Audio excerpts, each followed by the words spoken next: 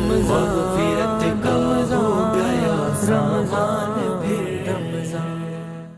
بسم اللہ الرحمن الرحیم. السلام علیکم every one and very warm welcome in another live transmission برکات رمضان. میں ہوں آپ کی ہوسٹ سائرہ اسلم اور ہمیشہ کی طرح آپ کی خدمت میں ایک نئے اور اہم موضوع کے ساتھ حاضر ہوئے ہیں کہ رمضان الکریم کے آخری عشرے کو قیمتی کیسے بنایا جائے. ناظرین، دیکھا گیا ہے کہ خواتین کو لیلۃ القدر کے ساتھ ایک خاص قسم کا لگاؤ ہوتا ہے. اس کا ایک ثبوت، اس کی محبت کی اگزامپل آپ کو جامع ترمذی کی ایک روایت سے ملتی ہے، جس میں سیدہ عائشہ صدیقہ رضی اللہ تعالی عنہ رسول اللہ صلی اللہ علیہ وسلم سے سوال کرتی ہیں کہ اللہ کے نبی، اگر ہم اس رات کو پالیں تو اس کو مزید خوبصورت کیسے بنایا جا سکتا ہے؟ تو رسول اللہ صلی اللہ علیہ وسلم ان کے اس سوال کے جواب میں ایک خوبصورت دعا امت کو تحفتاً دیتے ہیں کہ اللہم انک عفو تحب العفو فاعف عنی.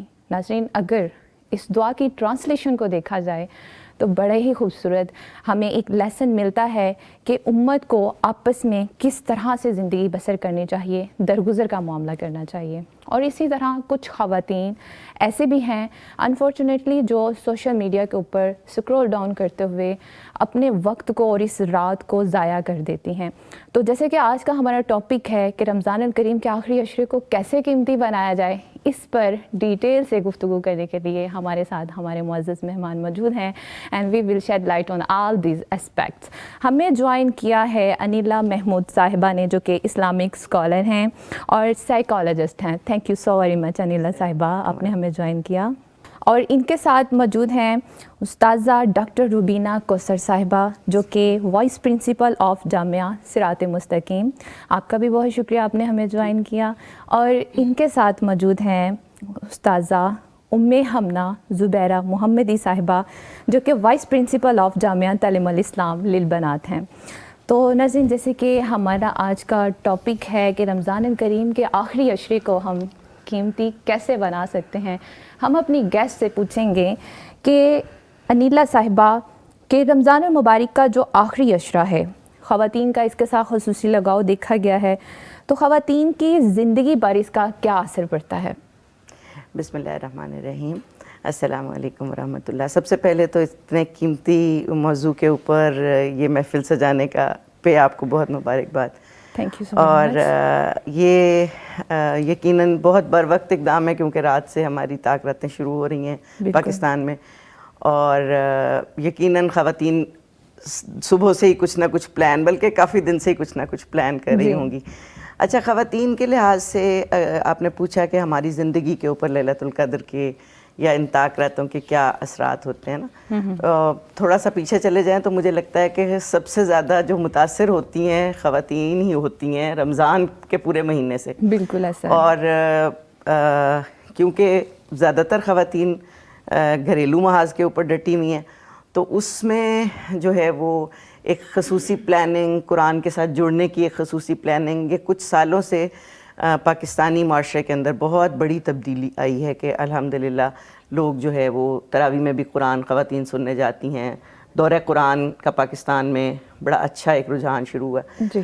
تو لیلۃ القدر کے متعلق جب آپ اسپیسیفک ایک سوال کرتے ہیں نا، تو یہ وہ راتیں ہوتی ہیں، احادیث میں بھی اور قرآن میں بھی بتایا گیا کہ یہ سب سے قیمتی راتیں ہیں سال بھر میں. جی بالکل.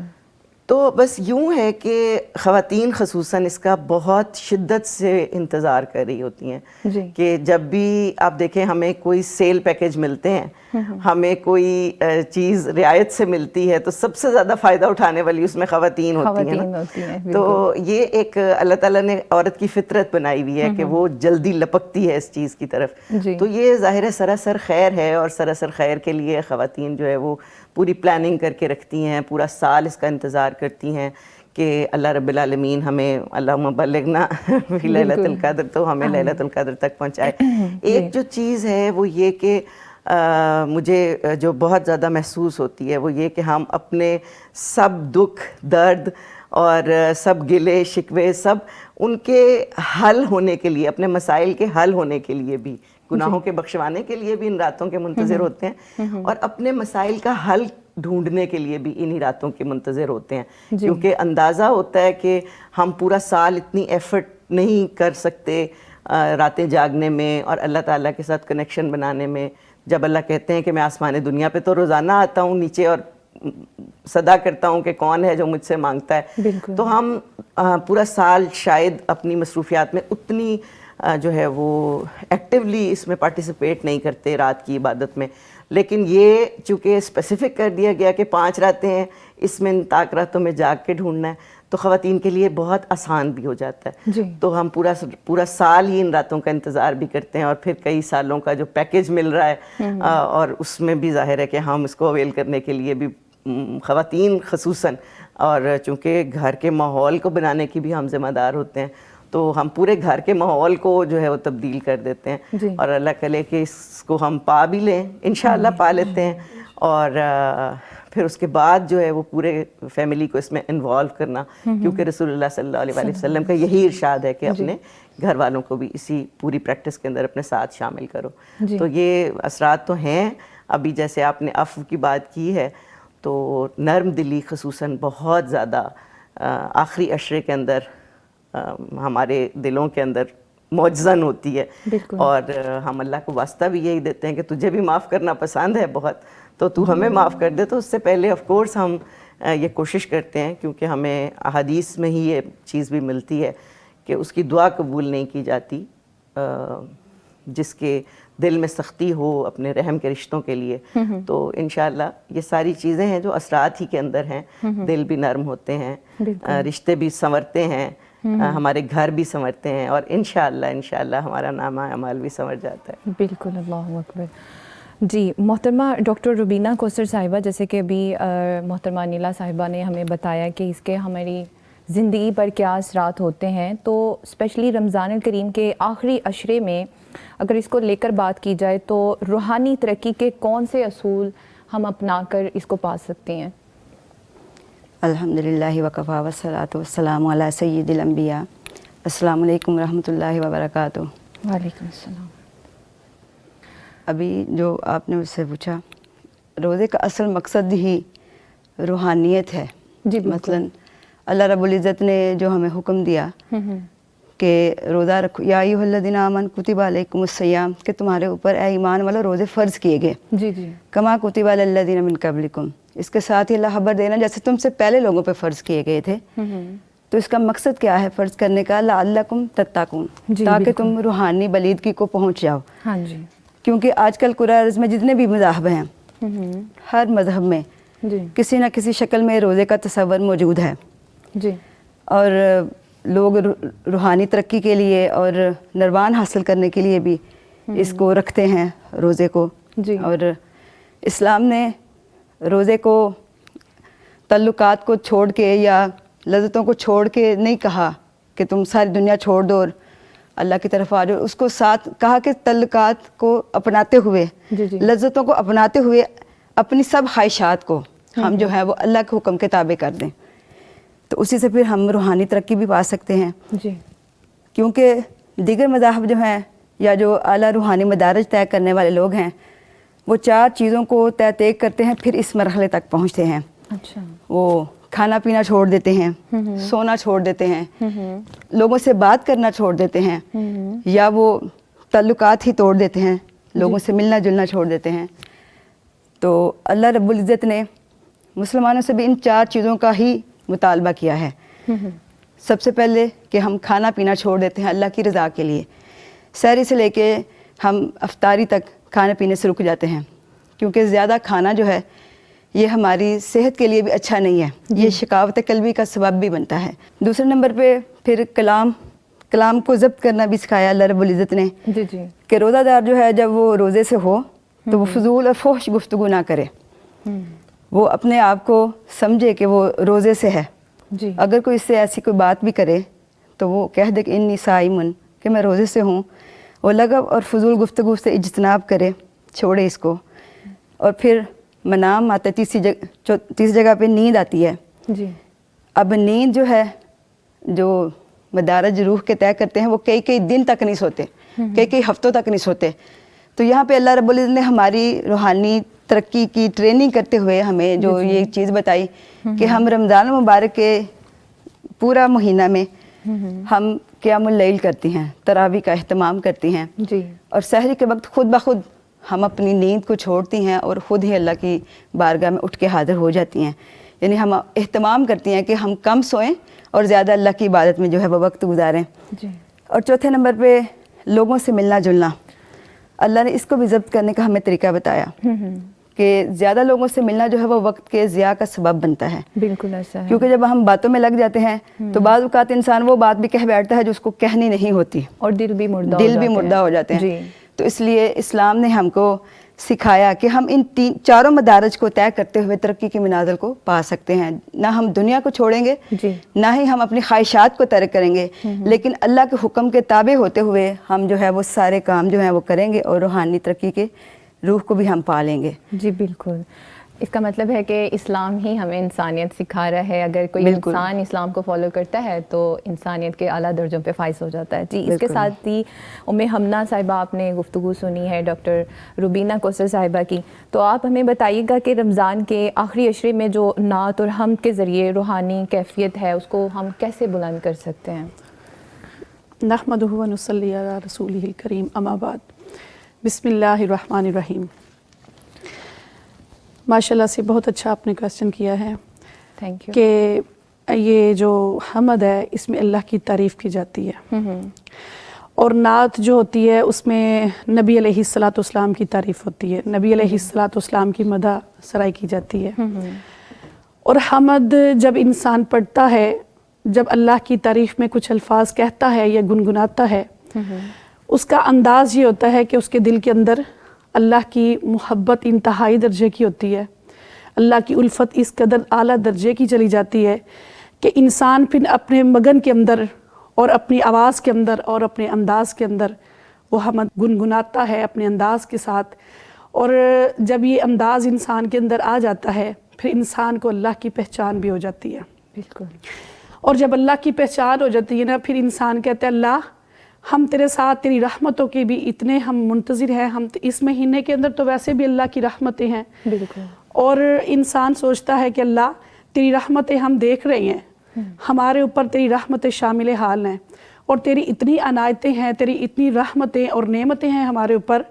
تو پھر انسان کا دل اس درجے پہ چلا جاتا ہے کہ انسان سوچتا ہے اور اپنے دل کے اندر اور خیال کے اندر, ذہن کے اندر یہ باتیں آتی ہیں کہ اللہ تیری رحمتیں تو ہم دیکھ رہے ہیں, کبھی ایسا بھی دن آ جائے کہ ہم جو ہے نا تیرے حضور پیش ہو کے تیرے دیدار بھی کر سکے, تیرا دیدار کا ہمیں وہ اعلیٰ پایا بھی مل سکے کہ جس کے ہم منتظر ہیں.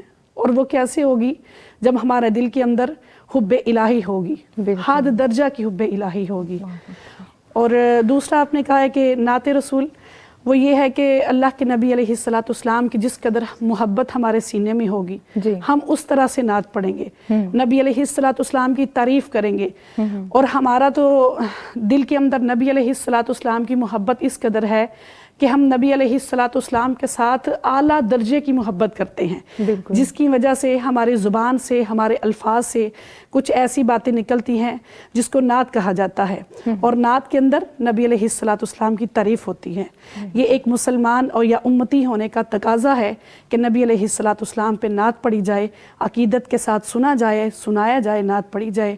اور جب حمد پڑھی جائے تو خصوصی طور پہ یہ ذہن کے اندر رکھنا چاہیے کہ ہمارے اللہ کی تعریف ہو رہی ہے اور ہم نے اس کو خاموشی سے سننا ہے, دل کی اتھاہ گہرائیوں سے سننا ہے.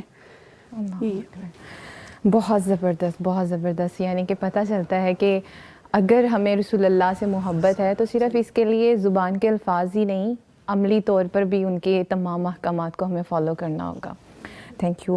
اچھا محترمہ ڈاکٹر انیلا صاحبہ, خواتین کی زندگی میں آخری عشرے کے اعمال کو جاری رکھنے کے لیے کیا نفسیاتی حکمت عملی کو اپنانا چاہیے؟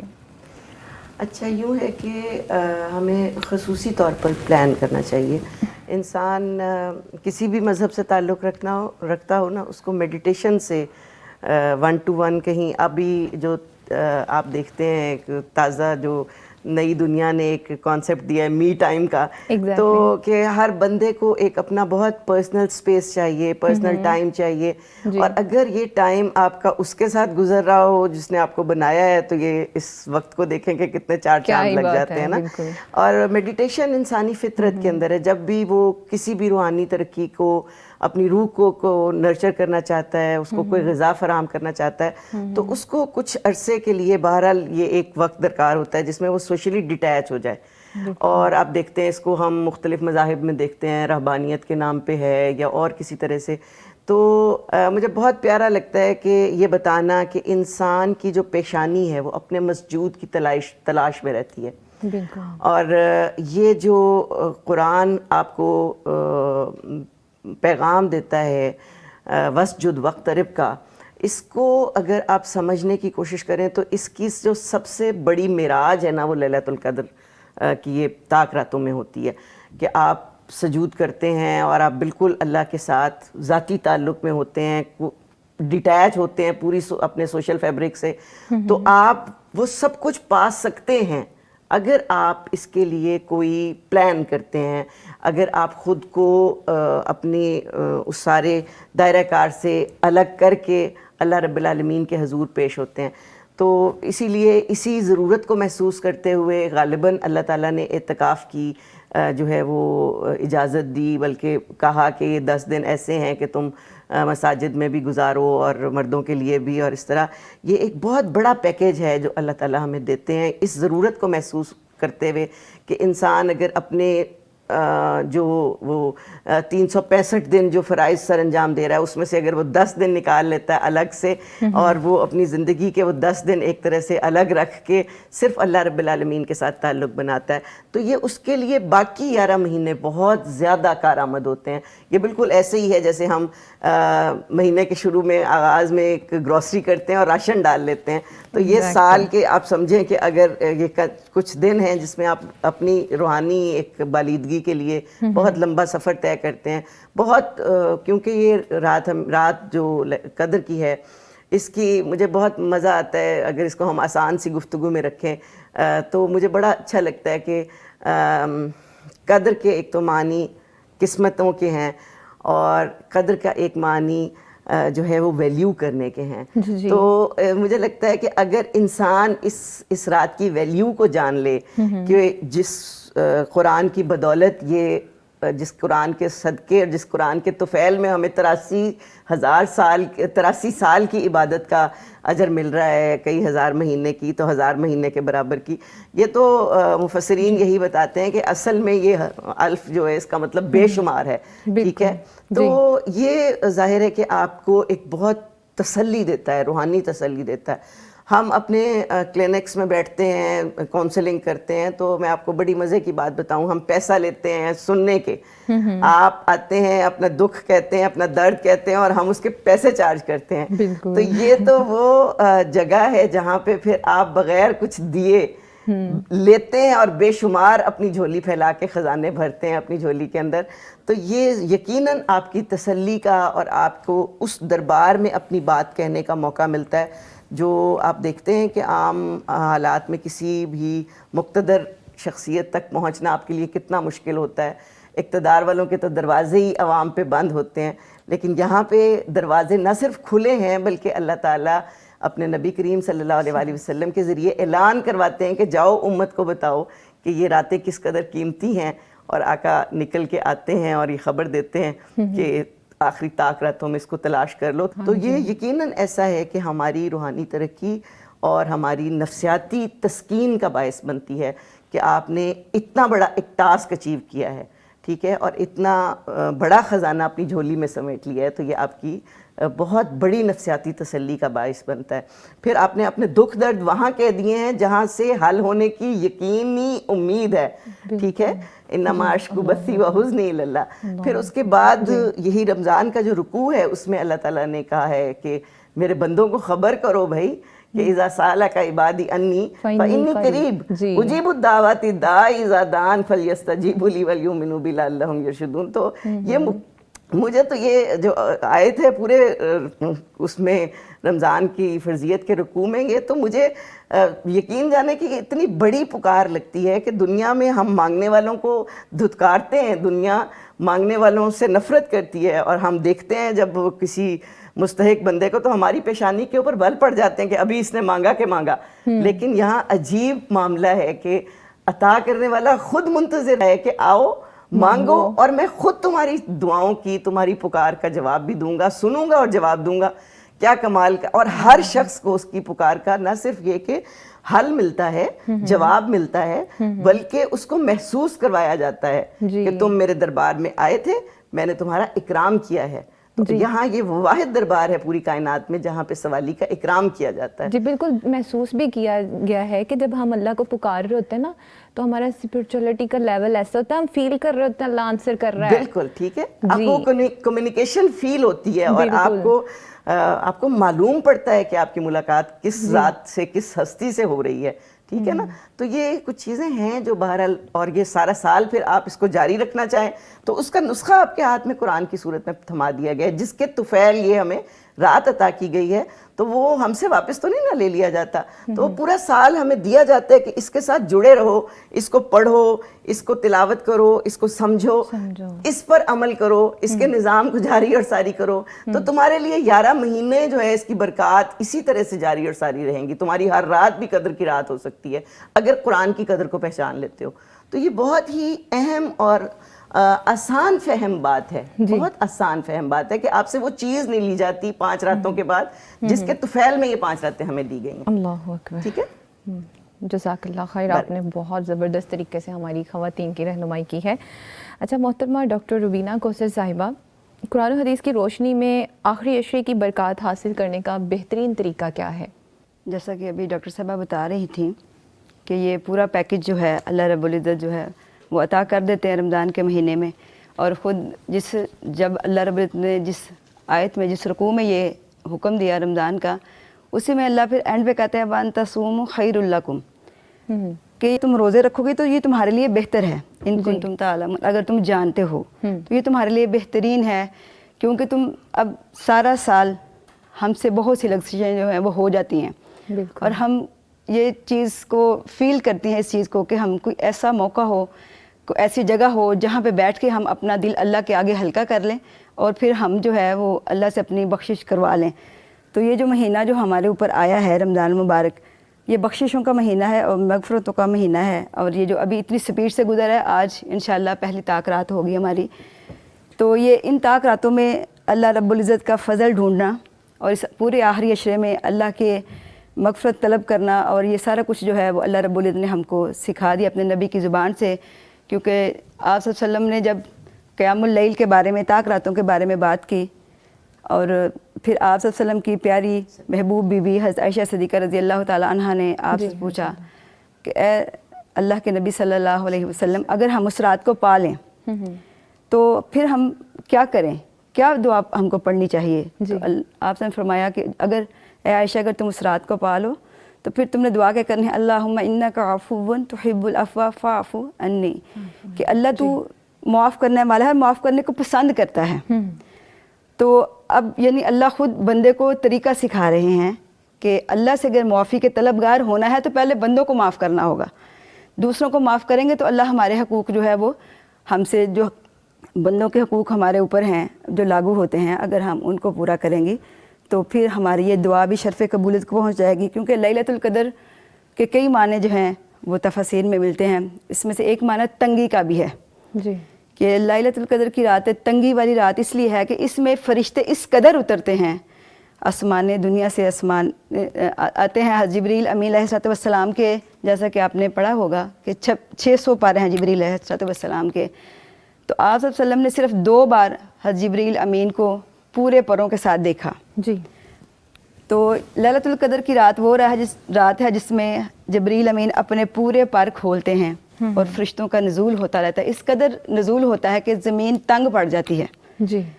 اللہ نے فرمایا ہی حتی مطلع الفجر, کہ فجر تک نزول ہوتا ہے, اور یہ سلامتی والی رات ہے فجر تک. سبحان اللہ. جی ناظرین, جیسے کہ ہمارا آج کا ٹاپک ہے کہ رمضان الکریم کے آخری عشرے کو کیسے قیمتی بنایا جائے, اس پر ہماری بڑی زبردست گفتگو چل رہی ہے, لیکن یہاں پر وقت ہے شارٹ بریک کا. ملتے ہیں بریک کے بعد. Stay connected with us. Thank you so very مچ.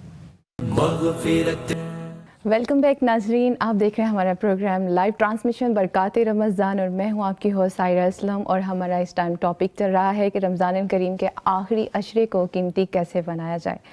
ہم اپنی گیسٹ حمنہ زبیرہ محمدی صاحبہ سے پوچھیں گے کہ کیا درود سلام اور نعتیہ جو کلام ہے آخری عشرے کی عبادات میں اس کو ہم کیسے شامل کر سکتے ہیں؟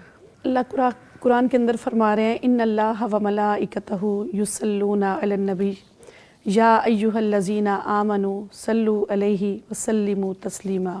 درود پڑھنا ان ایام کے اندر اتنا ضروری ہے جتنے کہ ہم دوسرے اعمال کرتے ہیں. نبی علیہ الصلوۃ والسلام فرماتے ہیں، آقا علیہ الصلوۃ والسلام نے فرمایا کہ من صلی علیہ واحدا صلی اللہ علیہ عشرا، جو میرا نام سنتا ہے اور درود پڑھتا ہے اللہ اس کے اوپر رحمتیں بھیجتے ہیں. پھر اور ایک مقام پہ میرے آقا علیہ الصلوۃ والسلام نے فرمایا کہ جو میرا نام سن کے درود نہ پڑھے وہ بخیل ہے. جو میرا نام سنتا ہے اور درود نہیں پڑھتا وہ بہت زیادہ بخیل اور کنجوس ہے. اور درود جتنی ہمیں آقا علیہ الصلوۃ والسلام کے ساتھ محبت ہے اس قدر ہم درود پڑھیں گے. یہ ہماری محبت کا تقاضا ہے، ایک امتی ہونے کا فرد، کہ جب ہم آقا علیہ الصلوۃ والسلام کا نام سنتے ہیں تو ہم درود پڑھتے ہیں. یہ ہمارے ایمان کا بھی تقاضا ہے اور محبتوں کا بھی تقاضا ہے. اور آقا علیہ الصلوۃ والسلام کے اوپر درود پڑھنا تو بہت ضروری ہے. اللہ کے پیغمبر نے فرمایا غم بھی دور ہوتے ہیں، پریشانیاں بھی دور ہوتی ہیں، اللہ رحمتوں کے جو ہے نا اضافے کرتے ہیں، رحمتوں کے دروازے بھی کھولتے ہیں. اور ایک حدیث کے الفاظ ہیں ورفعت 10 درجات، اللہ جنتوں کے اندر 10 درجوں کو بلند کر دیتے ہیں. دیکھیں یہ جنت حاصل کرنے کے دن ہے.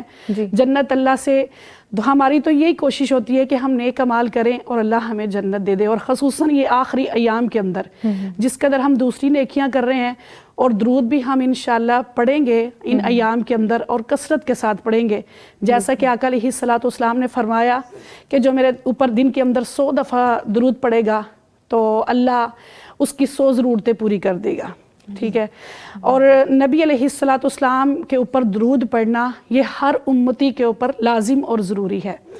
دوسری بات یہ آپ نے پوچھی ہے کویسچن کہ جو ہے نا نعت ان ایام کے اندر کیسا ہے پڑھنا.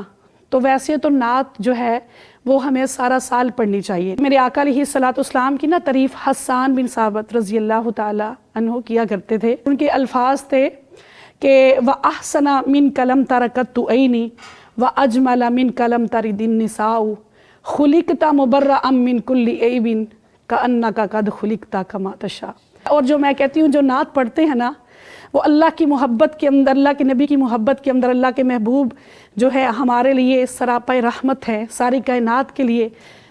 تو اس طرح ہمیں نبی علیہ الصلوۃ والسلام کی شان کے اندر پیار کے ساتھ، محبت کے ساتھ، عقیدت کے ساتھ نعت پڑھنی چاہیے اور کثرت کے ساتھ.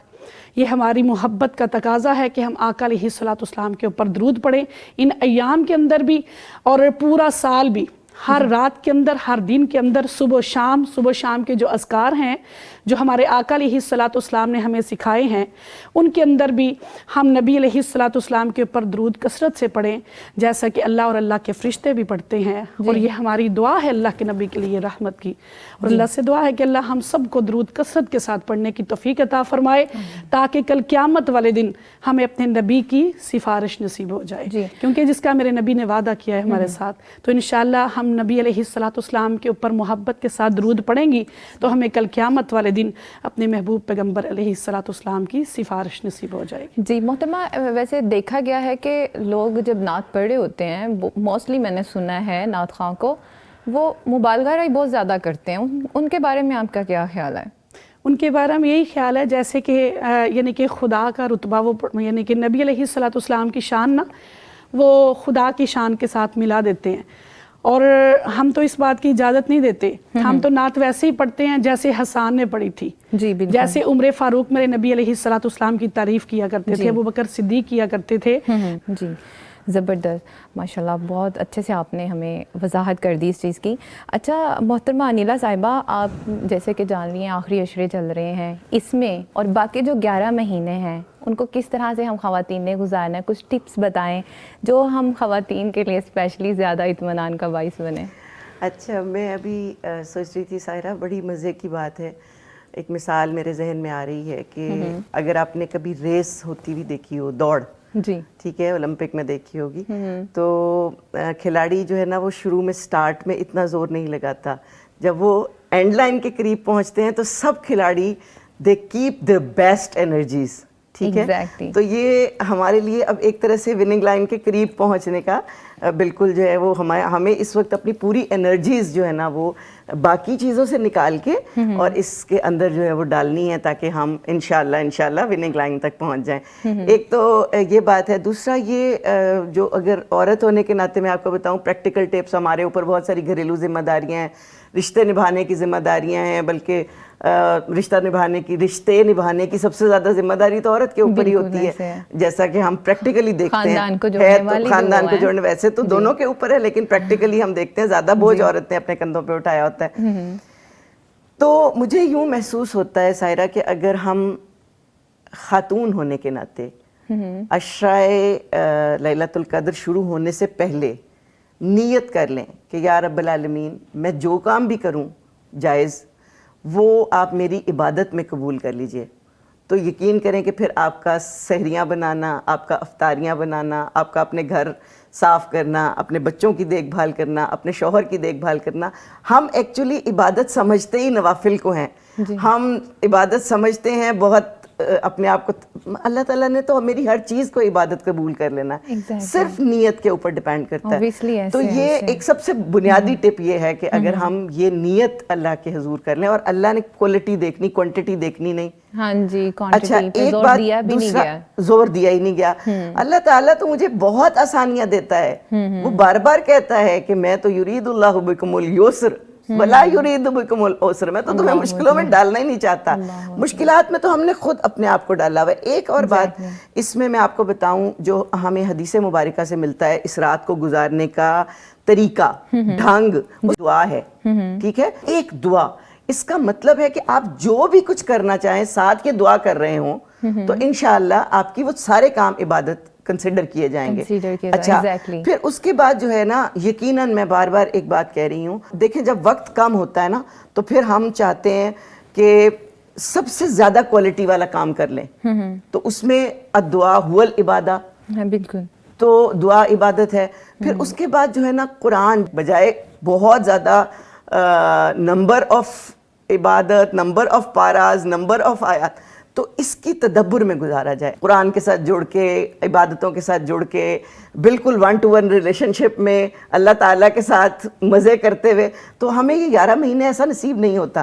اور سب سے بڑھ کر جو چیز ہم پریکٹس کرتے ہیں وہ فہم میں برکت ہے. قرآن آپ کو عام زندگی میں اس طرح سمجھ آتا ہی نہیں ہے جس طرح سے آپ کو رمضان میں اور خصوصاً رمضان کی آخری راتوں میں سمجھ آتا ہے. یہ میں آپ کو بالکل پریکٹیکل بات بتا رہی ہوں, اس لیے کہ یہ وہ چیز ہے جس کے لیے ہمیں یہ رات دی گئی ہے. تو قرآن پہ تدبر, یہ آپ ضرور اپنے لیے کچھ ٹائم مخصوص کریں, کچھ وقت مخصوص کریں ان راتوں کے اندر, اور کچھ آیات کو مخصوص کریں جو میری زندگی سنوارنے والی آیات ہیں. پورا قرآن ہی سنوارتا ہے. یزکیہم آئے ہی اس لیے, رسول اللہ صلی اللہ علیہ وسلم لائے ہی اس لیے, تو ان کے ہاتھ بھیجا اس لیے گیا. تو یہ کہ میں اگر کچھ چیزوں کو پریکٹیکلی اپنے اندر اتارنے کے لیے پہلے سے, آج رات ہونے سے پہلے اگر ہم لسٹ اپ کر لیں. دیکھیں اب ہمیں نئے مضامین میں ٹائم مینجمنٹ پڑھائی جاتی ہے اور بہت ساری مینجمنٹس پڑھائی جاتی ہیں.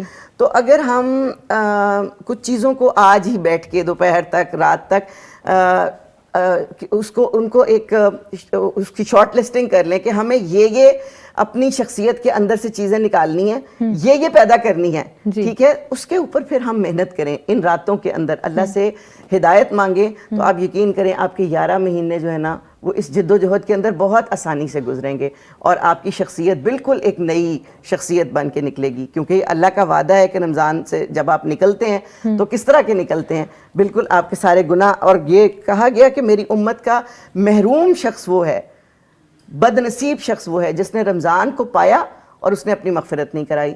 تو یہ والی چیز ہے کہ اس میں مغفرت کے خزانے پوشیدہ ہیں, خزانے اس کی راتوں میں پوشیدہ ہیں, خزانے اس کے دنوں میں پوشیدہ ہیں. صرف ہمیں اس کو سمیٹنے والا ہونا چاہیے, اور اس کے لیے بہترین سے بہترین پلاننگ. اور ایک جیسے وہ امام کعبہ کا ایک میسج چل رہا ہے, واللہ کہ وہ پتہ نہیں ہے امام کعبہ کا یہ, لیکن ہے مزے کا, کہ جیسے ہی رات شروع ہوتی ہے آپ کچھ صدقہ کر دیجئے, ٹھیک ہے, تو آپ کا صدقہ 83 سال کے برابر وہ قبول ہو جائے گا.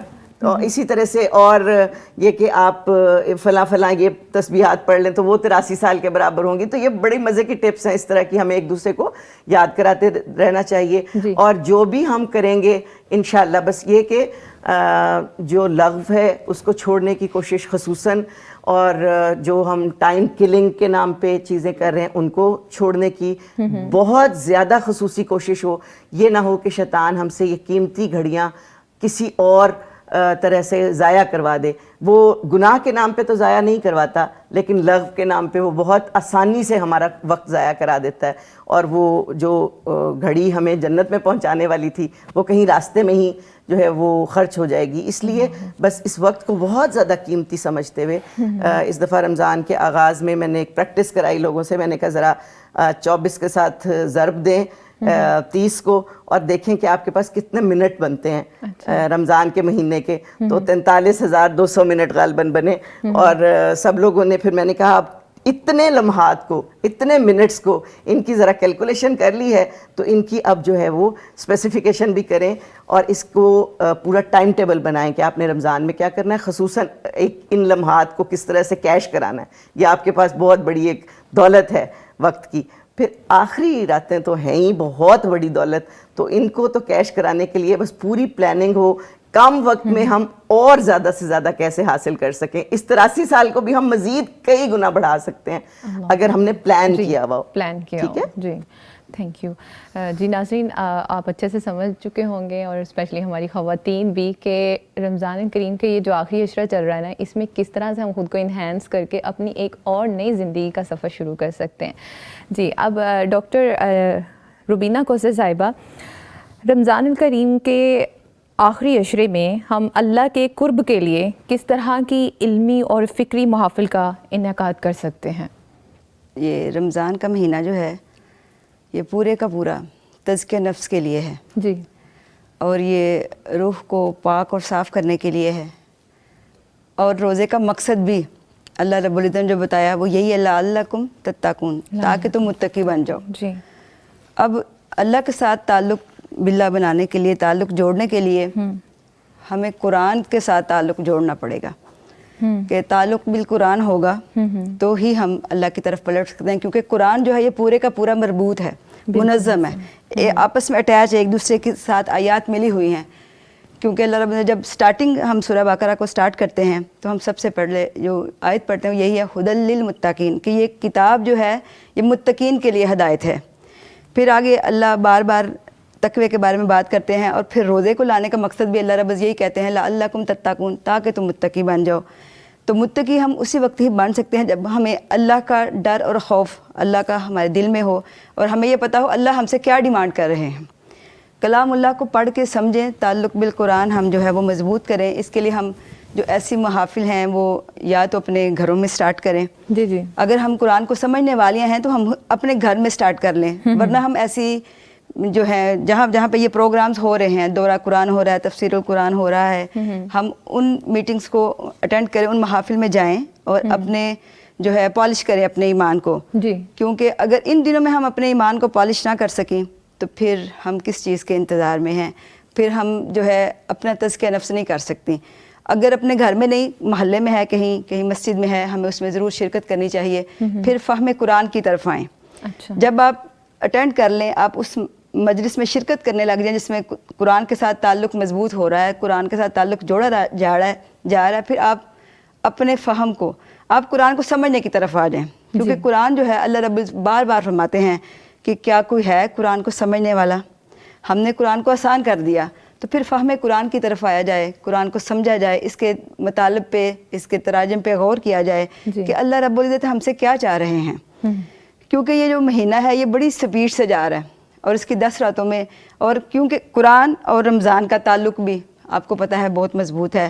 یہ وہ مہینہ ہے جس میں قرآن کو اللہ رب العزت نے اتارا تھا. جی بالکل, شہر رمضان الذی انزل فیہ القرآن, یہ وہ مہینہ ہے جس میں قرآن کو نازل کیا گیا. اس لیے ہم قرآن اور رمضان کو الگ نہیں کر سکتے. اصل چیز ہی یہ ہے کہ ہم اس رمضان میں یہ عہد کریں, یہ سیکھیں کہ قرآن ہم سے مطالبہ کیا کر رہا ہے, قرآن ہماری کون سی ڈیوٹیز لگا رہا ہے, قرآن ہم سے کیا کہہ رہا ہے کیونکہ نبی صلی اللہ علیہ وسلم کو بھی خود اللہ نے فرمایا تھا کہ نبی صلی اللہ علیہ وسلم جب کوئی مشرک آپ سے پناہ مانگے فَأَجِرْهُ آپ اس کو پناہ دیں حتیٰ یسمع کلام اللہ یہاں تک کہ وہ اللہ کا کلام سن لے سمجھ لے کہ اللہ کیا چاہ رہے ہیں. تو بہترین اللہ کا تقرب حاصل کرنے کے لیے تزکیہ نفس کرنے کے لیے سب سے ضروری ہے کہ ہم تعلق بالقرآن بنائیں اور پھر قرآن فہمی کی طرف آئیں اور قرآن پڑھنے کی کوشش کریں. ہم یہ اپنا ایک کرائٹیریا بنا لیں یا ہم ایک ایسی ڈائری تیار کر لیں جس میں ہم اپنا محاسبہ کریں کہ ہم رمضان سے پہلے کیسی تھی, رمضان کے بعد ہم نے کیا پایا, ہم میں کیا چینجز آئے, ہم نے اس میں جو اللہ سے ہدایت طلب کی تھی کیا وہ ہمیں ملی, کیا ہم جو مغفرت کی طلبگار تھیں کیا ہمارے عمل ویسے ہو گئے. تو اس میں ہمیں اپنا محاسبہ کرنا ہے رمضان کے بعد بھی, تاکہ یہ کنٹینیو رہے پورا سال جو ہے ہم اس کو جاری و ساری رکھ سکیں. تو اس لیے ضروری یہ ہے کہ ہم قرآن کو سمجھیں جی, تو رمضان خود بخود جو ہے وہ ہمارے لیے ایزی ہو جائے گا, آسان ہو جائے گا. بہت شکریہ. اچھا محترمہ ام حمنہ زبیرہ صاحبہ, یہ جو خواتین اعتکاف میں نہیں بیٹھ سکتی ہیں, ان کے ساتھ کچھ ایشوز ہو سکتے ہیں یا مصروفیات ہو سکتی ہیں, تو وہ کیسے اپنے ان دنوں کو قیمتی کر سکتی ہیں جو اعتکاف پہ بیٹھنا چاہتی ہیں لیکن نہیں بیٹھ پا رہی ہیں؟ ٹھیک ہے, بہت اچھا اور عمدہ آپ کا کویسچن ہے. وہ یہ ہے کہ اعتکاف میں عبادات, ذکر الہی, دعائیں, قیام جو ہے نا رات کو لمبے لمبے سجدے, دعائیں اللہ سے مانگنی گڑ گڑا کے, اور عشاء کی جو ہے وہ کرنا, پابندی کرنا ہر روز. اس کے علاوہ قرآن کی تلاوت کرنا, یہ سارے کام ایک عورت گھر کے اندر بیٹھ کے بھی کر سکتی ہے جی, ٹھیک ہے, چاہے وہ نوافل کی شکل کے اندر ہو, چاہے وہ جو ہے نا. اور ادھر ایک بات مجھے یاد آئی کہ یہ عورتوں کو نا خصوصاً کچھ عورتوں کو گھر کے اندر بیٹھ کے یہ نہیں کہ چلے اعتکاف تو مسجد کے اندر ہوتا ہے نا, تو گھر میں جو عورتیں ہوتی ہیں دوسری باجیاں آ جاتی ہیں, بہنیں آ جاتی ہیں, تو ایک دوسری کو باتوں کے اندر مشغول کر لیتی ہیں, اور اس کے اندر تھوڑی سی چغلیاں بھی آ جاتی ہیں, غیبتیں بھی آ جاتی ہیں. اور میرے آقا علیہ الصلوۃ والسلام پتہ ہے معراج کی رات گئے جب, وہاں پہ کثرت کے ساتھ عورتوں کو جہنم میں دیکھا, اور ان میں سے غیبت کرنے والی اور چغلی کرنے والی عورتیں تھیں زیادہ کثرت کے اندر. تو یہاں پہ ہمیں یہ پتہ چلا کہ جو گھریلو عورتیں ہیں, گھر کے اندر رہنے والی ہیں, وہ اپنی زبان کو, کیونکہ روزہ تو رکھا ہوتا ہے, اپنی زبان کو, اپنے دل کو, اپنے ذہن کو لغو باتوں سے زبان کو روکے رکھیں, اپنے دل کو پاک اور صاف کریں ایک دوسرے کے لیے. جس طرح کہ نبی علیہ الصلوۃ والسلام ہجرت کر کے نا مکہ سے مدینے کی طرف جا رہے ہیں, اور ایک وادی ہے قبا وادی, تو وہاں پہ نبی علیہ الصلوۃ والسلام نے قیام کیا. تو نبی علیہ الصلوۃ والسلام نے وہاں پہ کوئی لمبا چوڑا خطبہ نہیں دیا, کوئی لمبا چوڑا واعظ نہیں کیا, صرف 4 باتیں نبی علیہ الصلوۃ والسلام نے وہاں پہ کی. اور وہ کون سی تھی 4 باتیں؟ پہلے نمبر پہ نبی علیہ الصلوۃ والسلام نے فرمایا افشوا السلام, جی سلام کو عام کرو, ٹھیک ہے. یہ ہم اب کہتے ہیں کہ جو ہماری جاننے والی ہو باجی ہم اس کو سلام کریں بس, تو باقیوں کو سلام کرتے ہوئے ہمیں جھجک اور جو ہے نا شرم محسوس ہوتی ہے. تو چاہے ہم کسی کو جانتے ہیں چاہے نہیں جانتے, تو نبی علیہ الصلوۃ والسلام کی زبان سے نکلے ہوئے الفاظ ہیں افشوا السلام, سلام کو عام کر دو. اس کا عام کرنے کا مطلب ہے ہمارے گھر کوئی آئی ہے, ہم یا باہر گئے آئیں, کسی سے ملے ہیں تو ہم نے ان کو سلام کرنی ہے, چاہے ہم اس کو جانتے ہیں یا نہیں جانتے. دوسرے نمبر پہ نبی علیہ الصلوۃ والسلام نے فرمایا وَأَطْعِمُوا الطَّعَامَ, جی ایک دوسرے کو کھانا کھلایا کرو, دعوتیں کیا کرو. ہم آپس کے اندر گھروں کے اندر بہنوں کو بلا سکتی ہیں افطاریوں پہ, دعوت تو بڑی پیاری دعوت ہے افطاری کی, ایک دوسرے کو بلا سکتی ہیں. اس کے ساتھ بھی ہمارے عملوں کے اندر اضافہ ہو سکتا ہے نیکیوں کے اندر ان جیسے اعمال سے. اس کے علاوہ نبی علیہ الصلوۃ والسلام نے پھر فرمایا وَأَطْعِمُوا الطَّعَامَ وَاصِلُوا الْأَرْحَامَ, کہ قریبی جو رشتہ دار ہیں نا ان کے ساتھ اچھا سلوک کرو. آج کل یہ عورتوں کے اندر نا بہت زیادہ بری خصلت پائی جاتی ہے کہ ایک دوسرے کے رشتہ داریاں جو ہوتی ہیں بجائے کہ جوڑنے کے توڑ دیتے ہیں ہم, ٹھیک ہے. ان کو آپس کے اندر قریب لے کے آنا چاہیے, دلوں کے اندر بجائے کہ نفرت ڈلوانے کے محبت پیدا ہو جائے ہمارے دل میں. ہم ایک دوسرے کے ساتھ ایسی باتیں کریں کہ ہمارے دلوں کے اندر نا ایک دوسرے کے لیے الفت پیدا ہو جائے, ٹھیک ہے. تو اس طرح بھی ہم اپنے یہ جو ہے ایام بہتر کر سکتی ہیں, یعنی کہ اعتکاف سے ہٹ کے گھروں کے اندر ہی. اس کے بعد آقا علیہ الصلوۃ والسلام نے فرمایا وَصَلُّوا بِاللَّيْلِ, جب سارے لوگ سو جاتے ہیں اپنے گھروں کے اندر, جو اعتکاف سے ہٹ کے یعنی کہ جنہوں نے اعتکاف مسجد میں نہیں کرنا ہوتا گھر کے اندر ہوتی ہیں, وہ اٹھ جایا کریں, اپنے بچوں کو سلا کے سارے ضروری کام اپنے گھر کے نمٹا उठा के तो उठ जाया करें, अल्लाह के सामने सजदे लंबे लंबे किया करें, दुआएं मांगा करें। तो जब सारे लोग सोए होते हैं अपने अल्लाह के सामने जो भी दुआएं करनी हो कर लें, अपनी औलादों के लिए करें, अपने अजीज़ों कारब के लिए करें। तो ये अमाल जो हैं हमें बहुत ज़्यादा ये जो है नेकियों के अमाल के करीब लेके आ सकती हैं। तो अल्लाह हमें समझने की तौफीक अता फरमाए। बहुत शुक्रिया उम्मे हमना साहिबा, आपने अपना कीमती वक्त निकाल के हमें ज्वाइन किया। नाज़रीन, आपने हमारी दिलचस्प गुफ्तगू सुनी कि रमज़ान करीम के आखिरी अशरे को हम कैसे कीमती बना सकते हैं, लेकिन यहाँ वक्त है शॉर्ट ब्रेक का। मिलते हैं ब्रेक के बाद। मग़फ़िरत का हो गया सामान फिर, दर बदर की खाक कितनी छान ली। वेलकम बैक नाज़रीन, मैं हूँ आपकी होस्ट सायरा असलम और आप देख रहे हैं बरकाते रमज़ान लाइव ट्रांसमिशन। और हमारा आज का टॉपिक बड़ा ही ज़बरदस्त और अहम है कि ख़वातीन आखिरी अशरे को कीमती कैसे बना सकती हैं। जी मोहतरमा अनिला साहिबा, हमारी ख़वातीन को बताइए कि आखिरी अशरे में इबादत में दिलचस्पी बढ़ाने के लिए ज़हनी यकसुई का क्या तरीका होना चाहिए? अच्छा, सबसे पहली बात तो यही है कि जब आप किसी चीज़ को मेंटली एक्सपेक्ट कर रहे होते हैं तो मेंटल एक्सपेक्टेशन के साथ आप किसी भी इवेंट के अंदर कदम रखते हैं ना, तो उसमें उसके नतीजा खेजी में और अनएक्सपेक्टेड किसी भी इवेंट में कदम रखते हैं तो उसमें बहुत ज़मीन आसमान का फ़र्क होता है। तो एक तो ये कि प्लानिंग कर लें अपने जो बाकी काम हैं ज़िंदगी के बाकी, क्योंकि ईद भी सर पे होती है और ख़वातीन को इस तरह की भी सारी चीज़ें लेके चलनी होती हैं, तो उनको बस जो है ना फौरी प्लान करके अलग से उनसे फ़ारिग हो जाएं, क्योंकि जितना हम डिटैच हो जाते हैं अपनी बाकी मसरूफियात से उतना हम इससे बेहतरीन फ़ायदा उठा सकते हैं। तो एक तो ये टिप है कि आप अपने बाकी घरेलू कामों से और बाकी ज़िम्मेदारियों से फ़ारिग हो जाएं और फिर उसके बाद जो है वो जिस वक्त आप ख़ुसूसन लैलतुल क़द्र में कदम रखते हैं मगरिब के बाद से, तो उसमें भी ये है कि जो जितने आपके हाउस चोर्स हैं उनको करके कंप्लीट करके बैठें। ठीक है, तो ये आपकी एक तो ये कि आपके सर पे बाकी चीज़ें इंटरवीन नहीं कर रही होती, सवार नहीं होती, और फिर आप एक अच्छी तरीके से कनेक्शन अपना बिल्टअप करने में कामयाब होते हैं। और एक चीज़ जो है ना दिलचस्पी बढ़ाने के लिए तो बस सबसे ज़्यादा चीज़ जो मैं आपको बताऊं कि मैंने आगाज़ में ही कहा था कि इंसान की जो पेशानी है वो अल्लाह ताला ने इतनी खूबसूरती से बनाई है कि वो अपने मसजूद की तलाश में रहती है। ठीक है, तो जो सजदे हैं उसको जो अल्लाह करीम ने हमें कुरान में ये पैगाम दिया है कि वस्जुद वक्तरिब, तो बस ये जो एक हमारी मेडिकल साइंस हमें बताती है कि जो आपका फ्रंटल लोब है, पेशानी के पीछे जो दिमाग का हिस्सा है, ये वो हिस्सा है जिसमें आपकी सारी ख्वाहिशात होती हैं, जिसमें आपके सारे फैसले होते हैं, जिसमें आपकी सारी जो इमोशनल अराउजल्स हैं वो सारे इसी के अंदर होते हैं। तो जब आप ये सजदे में ज़मीन के ऊपर रखते हैं तो इट सिंपली मीन्स कि आपने खुद को किसके सपोर्ट किया है, अपनी ख्वाहिशात को, अपने फैसलों को, अपनी पसंद को, अपने इमोशंस को किसके सपोर्ट किया है, इसीलिए अपनी ईगो को, अपनी अना को किसके सपोर्ट किया है, अपने नफ्स को।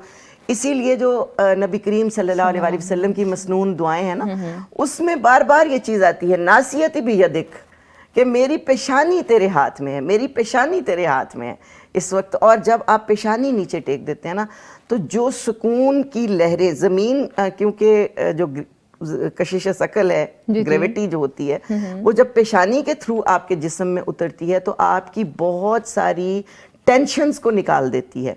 इसीलिए आप देखें कि मुख्तलिफ मज़ाहिब में मुख्तलिफ इज़म्स में, लाइक मुझे पता नहीं नाम लेना चाहिए नहीं, जैसे योगा है, एक एक्सरसाइज है, फिजिकल एक्सरसाइज है, तो वो भी आपको इसी तरह से नीचे झुकाते हैं, ज़मीन के साथ लगाते हैं। और उसमें यही है कि आपका, क्योंकि जो आपका बुनियादी अंसर है वो मिट्टी है, जब आप अपनी पेशानी मिट्टी के ऊपर रखते हैं तो आपके अंदर जो लहरें आती हैं वो आपके अंदर दिलचस्पी पैदा करती हैं, वो आपको बताती हैं कि आपकी इस कायनात के अंदर हस्ती का मकाम क्या है।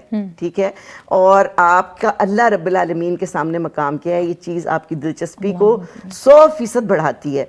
फिर जो मैंने पहले भी कहा कि ये मकाम वो है जहाँ पे आप सब कुछ सुना सकते हैं, ٹھیک ہے. تو جب آپ نے پورا سال اپنے غم, اپنے دکھ, اپنی آزمائشیں اکٹھی کی ہوئی ہیں کہ ایک رات ہوگی جس میں آپ سارے فیصلے اپنی مرضی سے کرا سکیں گے, اپنی اللہ رب العالمین کے سامنے درخواست رکھیں گے اور وہ انشاءاللہ آپ کی ہر دعا کو مان لیں گے. تو آپ یہ پوری چیزیں اکٹھی کر کے کمپائل اپ کر کے رکھیں کہ میں نے اس رات میں کیا کیا کہنا ہے. ٹھیک ہے. جب آپ نے تیاری کی, میں نے یہاں آنا تھا, میں نے تیاری کی تھی کہ میں نے کیا کیا کہنا ہے جا کے, تو میرے لیے کہنا آسان ہے بجائے اس کے کہ اب میں جا کے اس بات کو پر ریگریٹ کروں کہ او ہو مجھے تو یہ بھی کہنا تھا, وقت گزر گیا. تو یہ وقت گزرنے سے پہلے اپنی تیاری کر کے رکھیں کہ مجھے اللہ رب العالمین کے سامنے یہ مسائل رکھنے ہیں, یہ دکھ رکھنے ہیں, اپنی یہ تکلیفیں رکھنی ہیں اور ان کا حل لے کے اٹھ کے آنا ہے. تو آپ یقین کریں کہ آپ کی دلچسپی کا عالم اس میں جو ہے نا وہ 100% زیادہ بڑھ جاتا ہے, کیونکہ انسان بہرحال خود غرض ہے, وہ اپنی ذات کے لیے بہت کچھ چاہتا ہے. تو جو کچھ آپ کو اپنی ذات کے لیے چاہیے اس کو آپ لکھ لیجئے, تو انشاءاللہ آپ کو بہت زیادہ فائدہ ہوگا کہ آپ نے کمپائل اپ کیا ہو, آپ کو پتہ ہو آپ کس میں جا رہے ہو, کس مقام پہ جا رہے ہو اور وہاں سے آپ نے سمیٹ کے کیا لے کے آنا. بہت زبردست, بہت اعلیٰ, بہت شکریہ ڈاکٹر صاحبہ. اچھا ناظرین, یہاں پہ ہمیں ہماری 2 معزز نئی مہمانوں نے جوائن کیا ہے, محترمہ استاذہ ام حسان سائمہ اقبال صاحبہ جو کہ اسلامک اسکالر ہیں. بہت شکریہ آپ نے ہمیں جوائن کیا. اور ان کے ساتھ موجود ہیں ہماری اگلی مہمان استاذہ صفیہ اختر صاحبہ جو کہ پرنسپل آف دارالسلام للبنات ہیں. تھینک یو سو ویری مچ, آپ نے اپنا قیمتی وقت ہمیں دیا. جی محترمہ ام حسان صاحبہ, یہ جیسا کہ ہمارا ٹاپک ہے کہ رمضان کریم کے آخری عشرے کو ہم کیسے قیمتی بنا سکتی ہیں, تو اس میں آپ خواتین کے لیے ان کو کیا ایڈوائز کریں گی کہ آخری عشرے میں وہ اپنی جو اجتماعی عبادات ہیں لائک دیٹ درس, ذکر, اجتماعی دعا, اس کی کیا اہمیت ہے؟ بسم اللہ الرحمن الرحیم. السلام علیکم ورحمۃ اللہ. سب سے پہلے میں پیغام ٹی وی کا, پوری ٹیم کا, پوری مینجمنٹ کا شکریہ ادا کروں گی کہ انہوں نے ہمیں یہاں پہ بلایا اور ہمیں موقع دیا کہ ہم خواتین کے ساتھ گفت و شنید کر سکیں. جی. اس کے بعد آپ کا کوشچن ہے کہ جو ہمارے اجتماعات ہوتے ہیں, اجتماعی دعائیں ہوتی ہیں, درس و دروس ہوتے ہیں, وہاں پہ خواتین کو آخری عشرے کے حوالے سے کیا کرنا چاہیے.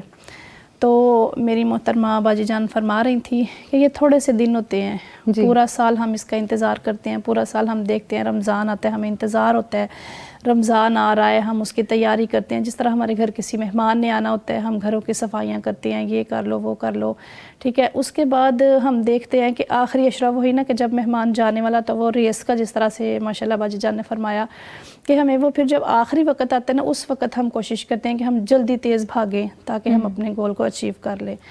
تو اس کے لیے خواتین کو یہ چاہیے کہ جس طرح مردوں کے بھی بہت زیادہ حلقے ایسے ہوتے ہیں جہاں پہ وہ اپنے درس و تدریس کے لیے بیٹھتے ہیں, کام کرتے ہیں, خواتین کے بھی الحمدللہ ثم الحمدللہ اس طرح کے حلقے بن رہے ہیں جہاں پہ خواتین جاتی ہیں. اور خصوصاً آخری عشرے میں ماشاءاللہ سے طاق رات کو, لیلۃ القدر کو, جس طرح سے خواتین ہم مساجد کا رخ کریں, ہم دیکھیں ماشاءاللہ جس طرح دورہ تفسیر ہو رہے ہوتے ہیں, جس طرح آخری راتوں میں مساجد میں رش ہوتا ہے مردوں کا, وہاں پہ خواتین کا بھی ویسے ہی رش ہوتا ہے. الحمدللہ خواتین بہت زیادہ اس ریس میں دوڑ لگا رہی ہوتی ہیں کہ ہم مردوں سے پیچھے نہ رہیں, بلکہ آپ دیکھیں, آپ غور کریں, بلکہ میں نے تو بہت زیادہ مشاہدہ کیا ہے کہ خواتین جو ہے نا ان میں یہ لگن زیادہ ہوتی ہے. جی, یہ لگن بہت زیادہ ہوتی ہے. ایڈ کرنا چاہوں گی, اسلاموفوبز بھی سن لیں جن کا کہنا ہوتا ہے کہ مسلمان اپنی خواتین کو مساجد میں جانے سے روکتے ہیں, ان کو قید کر کے گھروں میں بٹھا لیتے اور ان کو کوئی مذہبی آزادی نہیں ہے. تو جان لیجیے ام حسان صاحبہ آپ کیا فرما رہی ہیں کہ مساجد میں خواتین بھی بہت زیادہ ہوتی ہیں. یہ غلط بات ہے, اور یہ اسلام دشمن عناصر جو ہیں وہ اس طرح کے پراپوگنڈے کرتے ہیں. اور انشاءاللہ ہم لوگ, یہ ہمارا جو پلیٹ فارمز ہیں, ہم وہاں اس کے توسط سے ہم لوگوں کو یہ بات بتاتے رہیں گے کہ اسلام میں عورت کو قید نہیں کیا گیا. اسلام نے عورت کو بہت زیادہ آزادی دی ہے, بالکل, اور وہ اپنی حدود و قیود میں رہ کے الحمدللہ مردوں کے ساتھ, جس طرح مرد عبادت کرتے ہیں ویسے ہی عورتیں بھی عبادت کرتی ہیں, مساجد میں جاتی ہیں, اور ویسے ہی وہ جو ہے نا وہ نیکیوں میں سبقت لے جاتی ہیں جس طرح مردوں کی ہے. بالکل ایسا ہے. یہ کسی طور پہ بھی نہیں ہے کہ عورت جو ہے وہ پیچھے رہ جائے, گھروں میں رہ جائیں. اور حضرت عائشہ رضی اللہ تعالیٰ عنہ فرماتی ہیں کہ جب یہ آخری راتیں آتی تھی نا تو نبی علیہ الصلوۃ والسلام اپنی بیویوں کو بھی بیدار کرتے تھے, جگاتے تھے कहते थे कि तैयार हो जाओ, ये आखिरी रातें आ रही हैं, आखिरी रातों में इत्काफ करवाते थे मसाजिद में, बल्कि घरों में इत्काफ करने से भी अल्लाह ताला ने मना फरमा दिया। ठीक है, इसी तरह हम जाते हैं मसाजिद में, तो जाते हैं मदारिस में एहतमाम किए जाते हैं, महाफिल जो है उनका इकाद किया जाता है कि कोई एक जगह मुकर्रर कर ली जाती है, वहाँ पे जो है हम लोग जाते हैं, वहाँ पे महाफिल का इनेकाद किया जाता है, इज्तिमात होते हैं, वहाँ पे हर चीज़ को डिस्कस किया जाता है और हमें बताया जाता है कि अल्लाह ताला के किस कदर हम पे इनामात हैं। बिल्कुल, अल्लाहु अकबर। जी जी नाज़रीन, मेरा ख्याल है कि ये कंसेप्ट तो क्लियर हो चुका होगा, जो कि हमारी ख़वातीन के दिमागों में इस तरह के डाउट्स डाले जाते हैं कि उन पे कोई जबर है, इस्लाम उनको कोई मजहबी आज़ादी नहीं देता है। बहुत ज़बरदस्त आपने आंसर किया है जी। मोहतरमा सफ़िया अख्तर साहिबा,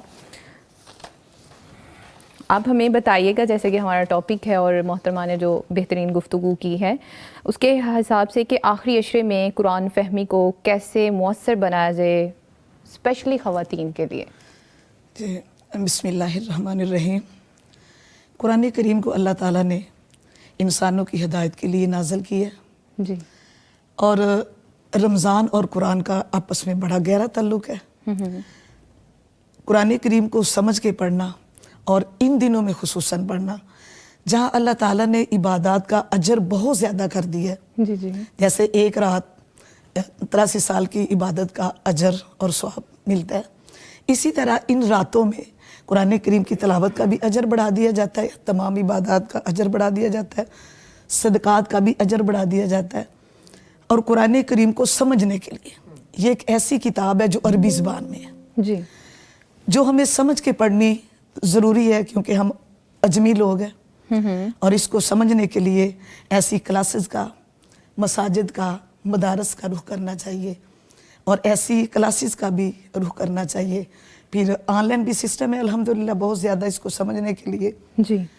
तो ऐसी मजलसों को मुनक्कद करना, जो पढ़े लिखे लोग हैं, पढ़ी लिखी ख़वातीन हैं, जी जी, उनका हक बनता है कि वो ऐसी मजालस का इंतज़ाम करें, एहतमाम करें, और आम ख़वातीन जो हैं उन्हें रुजू करना चाहिए ऐसी जगहों से, ऐसे उलमा से, कि वो कुरान करीम को अच्छे तरीके से, आसान तरीके से समझ सके। जी जी, जब आपको किसी चीज़ का इल्म होगा कि आपसे आपका रब क्या चाहता है, तो आप अच्छे तरीके से इबादत भी कर सकेंगे, और आपका रब आपको कहाँ से रोकता है आप रुक सकेंगे जब आपको इल्म होगा। तो ये इल्म कहाँ से होगा?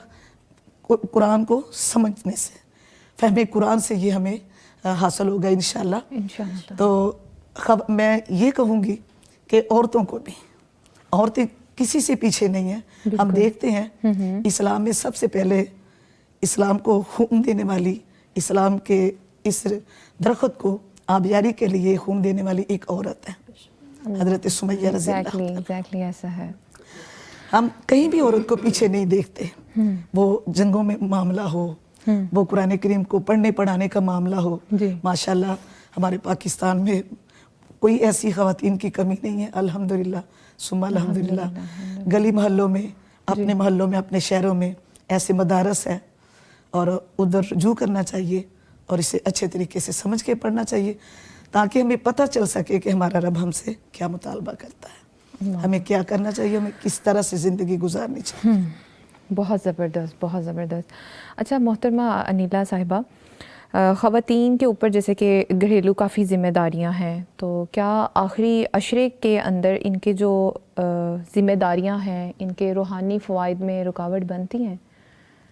इससे पहले मैं थोड़ा सा एडअप करना चाहूँगी कुरान फहमी की बात में, क्योंकि हमारी बदनसीबी ये है कि हमारी ज़ुबान अरबी नहीं है, और बदनसीबी कह लें या रुकावट कह लें, तो उसमें यह है कि कुरान को तर्जुमा और तफसीर के साथ बहुत बड़ी तादाद में अब हमारे पास तराजुम मौजूद हैं, तफसीर मौजूद हैं, ठीक है। तो हमें अपने वक्त का जो बेहतरीन इस्तेमाल है जी, वो कुरान के साथ मिल के गुजारना, और फिर जब हम मिल के बैठ के पढ़ते हैं, फरिश्तों की छाँव होती है उसके ऊपर। मैंने पहले भी अर्ज़ किया कि फ़हम में बरकत अल्लाह ताला रमज़ान में ख़ुसूसन डाल देते हैं। तो ये कुरान फहमी जो है, इन दिनों में जो मानी और मतलब कुरान अपने आप के सामने खुलता है ना, वो शायद आम दिनों में नहीं उस तरह से खुलते। तो आप ज़रूर, इसलिए कि हम मेंटली एक्सपेक्ट कर रहे होते हैं, हम स्पिरिचुअली اپنے آپ کو اوپن کر کے بیٹھے اور ہوتے ہیں, ڈیپلی آبزرو بھی کر رہے ہوتے ہیں, ہاں, اور ایبزارب بھی کر رہے ہوتے ہیں, ٹھیک ہے. تو اس لیے یہ ساری چیزیں جو ہے نا ہم مل کے قرآن فہمی کے اثرات کو بہت زیادہ بڑھا چڑھا دیتی ہیں. تو ہمیں رمضان کی ان اس سے ساعتوں سے بہت بھرپور فائدہ اٹھانا چاہیے قرآن فہمی کے لیے. اچھا, ابھی آپ نے پوچھا کہ گھریلو ذمہ داریوں کو کے ساتھ ہم کیا سلوک کریں. اچھا, اس میں جو ابھی نبی مکرم صلی اللہ علیہ وسلم کا اسوہ ہمارے سامنے آتا ہے لیلۃ القدر کے ضمن میں, آقا اپنے گھر والوں کو بھی اپنے ساتھ اٹھا لیتے تھے. اچھا, ٹھیک ہے جی, کہ آپ بھی میرے ساتھ اس میں محنت میں جو ہے وہ شریک ہو جائیں. تو اس کا سادہ سا مطلب یہ ہے کہ اگر گھر والوں کو ہم اس بات پر آمادہ کریں کہ یہ کتنے قیمتی لمحے ہیں, تو اس کو گھریلو ذمہ داریاں ہم پورا سال ادا کرتے ہیں, تو ان کو کم کر دیا جائے. اگر اس کے اوپر تھوڑا سا ہم کٹ لگا لیں تو میرا خیال ہے, اور خاتون کو باقی گھر والے جو ہیں, خاتون خانہ کو خصوصاً باقی گھر والے فیسیلیٹیٹ کریں, مدد کریں, تو کام کو اتنی قیامت نہیں ہے. ایک تو یہ بات. دوسرا یہ کہ کام اگر ہیں بھی تو ان کے دوران آپ دعائیں اپنے زبان کو ملوث کریں ذکر میں اللہ رب العالمین کے. اب تو یہ اتنا آسان ہو گیا ہے, ہینڈ فری لگائیں, قرآن کے دروس سنیں, قرآن کی تلاوت سنیں, دعائیں سنیں مختلف, اگر آپ کو خود اپنی زبان میں نہیں آتی ہیں. ابھی آپ نے اجتماعی دعاؤں کا سنا تھا, تو وہ ایک تاثر ہوتا ہے پورے ماحول کے اوپر, جو آپ کے اپنے دل کو, جو اصل چیز مطلوب ہے وہ دل کی نرمی ہے. اصل چیز جو مطلوب ہے رمضان سے وہ عاجزی ہے. بلکہ آقا کریم صلی اللہ علیہ وسلم نے تو اپنے صحابہ کو کہ اگر تمہیں رونا نہیں آتا تو رونے جیسا منہ بنا لو, ٹھیک ہے, یہاں تک ہدایت کی. تو اس کا مطلب ہے کہ ہمیں اپنے دل کی نرمی, شکر گزاری اور عاجزی تلاش کرنے کے لیے اس میں ہمیں اپنے سارے گھر والوں کو اپنا جو ہے وہ معاون اور مددگار بنانا چاہیے. اور جتنا ہمارے سب لوگ ایک دوسرے کو فیسیلیٹیٹ کریں گے, جتنی نرمی دکھائیں گے ایک دوسرے کے لیے, یہاں تک کہ ملازم سے نرمی دکھانے کا رمضان میں جو ہے وہ حکم ہے, تو گھر والے تو پھر گھر والے ہیں. اس لیے ہمیں اپنے گھروں میں ایکچولی یہ کلچر پروموٹ کرنے کی بات ہے کہ ہم جتنا اس کلچر کو پروموٹ کرتے ہیں, جتنا گھر کی ماں مجھے لگتا ہے رمضان کے اندر اپنے آپ کو وہ کیے ہوئے ہوتی ہے نا, پورا ماحول اس سے متاثر ہوا ہوتا ہے, پورا ماحول اس کے ساتھ کھڑا ہوا ہوتا ہے انشاءاللہ. جی محترمہ ام حسان صاحبہ, جیسے کہ آپ نے محترمہ انیلا صاحبہ کو سنا, وہ ہمیں بتا رہی ہیں ٹائم مینجمنٹ کے حوالے سے.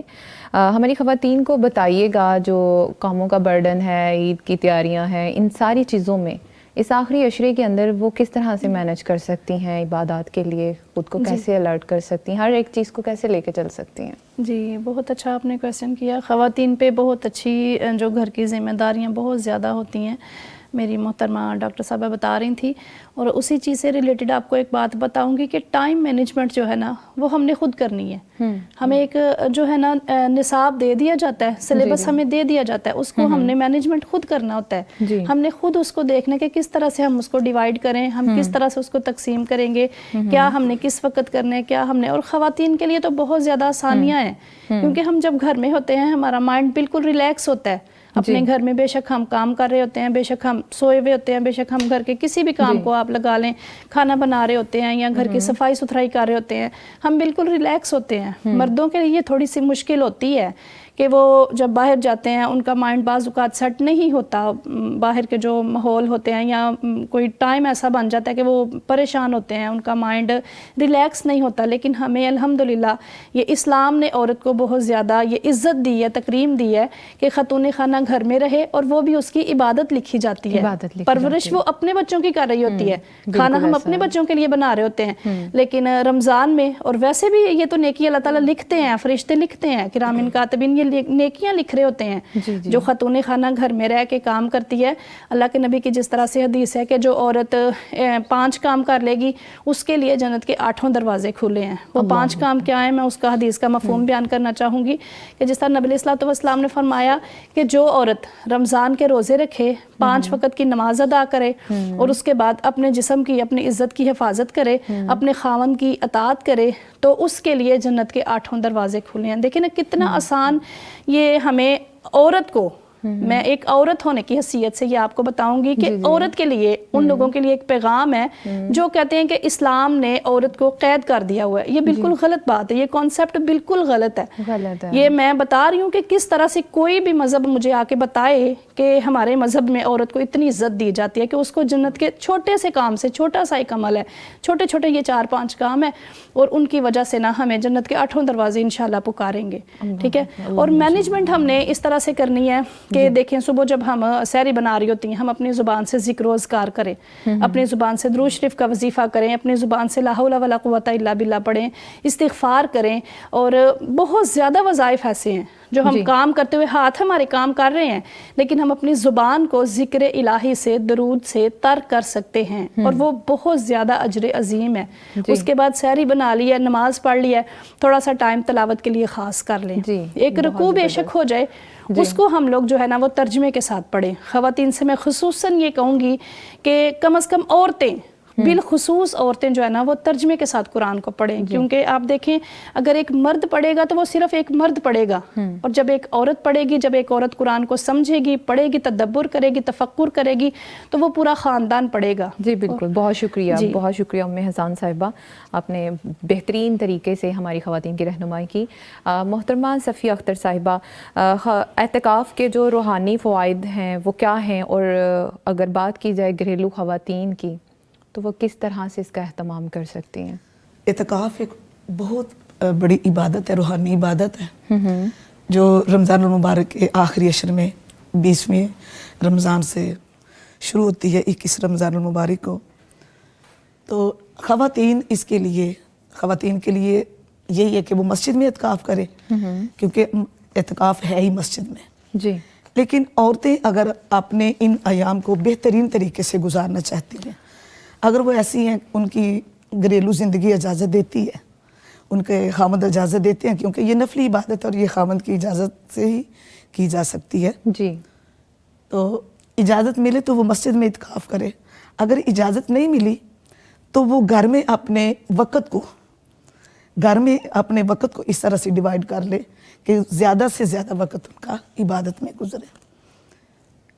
اور اس میں ایسے وظائف کا, ایسی چیزوں کا وہ اہتمام کرے جو کہ چلتے پھرتے بھی, اٹھتے بیٹھتے بھی, کام کاج کرتے بھی, کام کو تھوڑا کم بھی کر لے. گھر اگر ان دنوں میں اگر صفائیاں ہم بڑی ڈیپلی نہیں بھی کر سکتے, اپنے دسترخوان کو تھوڑا مختصر کر لیں. جی بالکل. تو زیادہ سے زیادہ وقت بچائیں وہ کہ اللہ کی عبادت کے لیے. تو انشاءاللہ اس سے روحانی جو ایک تسکین ہے وہ بھی ملے گی, عبادت میں لذت بھی پیدا ہوگی, اور وہ راتیں بھی ہم اچھے طریقے سے گزار سکیں گے اور حاصل کر سکیں گے انشاءاللہ. لیلۃ القدر کو بہترین طریقے سے ہم گزار سکیں گے. اس میں بے شک ایسی بات یہ ہے کہ عورت کے ہاتھ میں ہے, عورت کی ذمہ داری ہے کہ وہ اپنے ٹائم مینجمنٹ جو ہے وہ بہترین کر لے, اور وہ تھوڑے وقت میں بھی. اور اللہ تعالیٰ نے عورت پہ تو اتنی زیادہ پابندیاں رکھی نہیں. بالکل ایسا وہ گھر میں اپنے کچن کا کام کر رہی ہے, کپڑے دھو رہی ہے, ذکر اذکار کر رہی ہے, اور فرائض کی پابندی کر رہی ہے. تو انشاءاللہ اس عورت کا کھانا پکانا, کپڑے دھونا, صفائیاں کرنا بھی انشاءاللہ عبادت ہے اللہ کے فضل سے.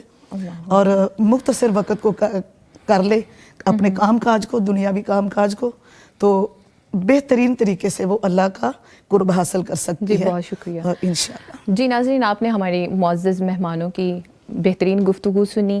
یہ مہمان ہمارے ساتھ رہیں گے, لیکن یہاں پہ وقت ہے شارٹ بریک کا, اور بریک کے بعد ہمیں جوائن کرنے والی ہیں محترمہ آپا رضیہ صاحبہ. تو ہمارے ساتھ رہیے گا.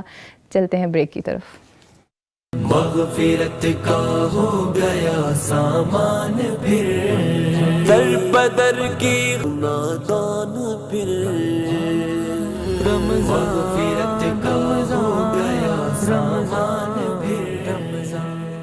ویلکم بیک ناظرین, آپ کے پیشن کا شکریہ, آپ نے ہمیں جوائن کیا. میں ہوں آپ کی ہوسٹ سائرہ اسلم, اور جیسے کہ آپ جانتے ہیں ہمارا اس ٹائم ٹاپک چل رہا ہے رمضان کریم کے آخری عشرے کو ہم کیسے قیمتی بنا سکتے ہیں. تو اس کے لیے ہمیں ابھی جوائن کیا ہے محترمہ آپا رضیہ صاحبہ نے, اور جو کہ وہ ہیں پرنسپل آف اسلامک انسٹیٹیوٹ. السلام علیکم آپا جی, کیسی ہیں آپ؟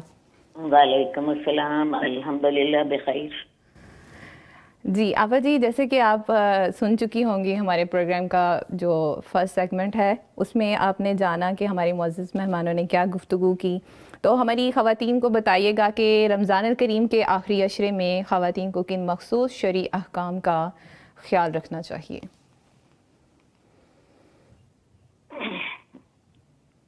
یہ جو آخری عشرہ شروع ہو رہا ہے آج ہی سے، اور یہ سال کے بہترین ایام اور سال کے بہترین راتیں، تو ان سے ہم کیسے فائدہ اٹھا سکتے ہیں؟ دیکھیں جی، کچھ فائدے تو ایسے ہیں جو کہ ہم رمضان سے اٹھا ہی رہے، مثلا روزہ، مثلا تراویح، یہ تو ہم پہلے ہی اٹھا رہے ہیں. ان جو آخری 10 دنوں سے ہم نے کیا فائدہ اٹھانا ہے؟ ان میں وہ راتیں آتی ہیں جن میں لیلۃ القدر بھی ہوتی ہے، اور لیلۃ القدر ایسی رات ہے جس کے بارے میں رب کریم خود ارشاد فرماتے ہیں خیر من الف شہر، 1000 مہینوں سے زیادہ بہتر. یہ 83 سال اور 4 مہینے بنتے ہیں، تو ان کی عبادت کے یہ برابر نہیں ہے، ان سے بہتر ہے. تو لہٰذا ان کو ہم نے تلاش کرنا ہے 5 راتوں میں، جو آخری طاق راتیں ہیں، 21ویں، 23ویں، 25ویں، 27ویں اور 29.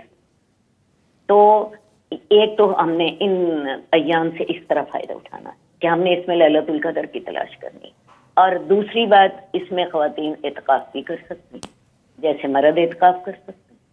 تو ان 2 طریقوں کے ساتھ ہم ان ایام سے زیادہ فائدہ اٹھا سکتے ہیں.